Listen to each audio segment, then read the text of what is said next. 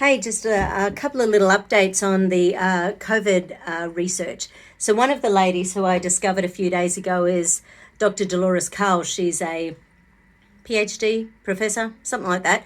Anyway, look her up, Dr. Delores Cahill. She had an interview with Del Bigtree last week where she really spoke about this particular virus and how what we've been saying, sunshine, fresh air. She particularly loves vitamin D and C.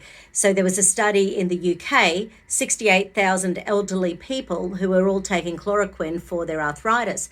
And of 68,000 people, only 4 developed coronavirus. That's a pretty darn good statistic.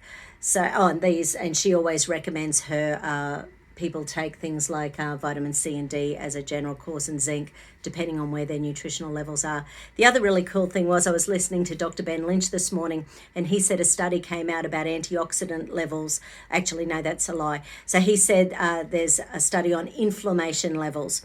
So the higher our levels of inflammation, the harder we get hit with coronavirus. So, of course, inflammation is about antioxidants. The higher our antioxidants and glutathione, and once again, zinc and C and A and D and things like that, the more likely we are to be able to develop antibodies, but also deal with the inflammatory cytokine storm that this coronavirus seems to affect. So that was Dr. Ben Lynch this morning, a really good study with inflammation and therefore antioxidant levels in the body. So 2 really neat human beings who are looking into things other than vaccinations, looking for cures right now instead of, that unicorn vaccine. Have a great day. Bye.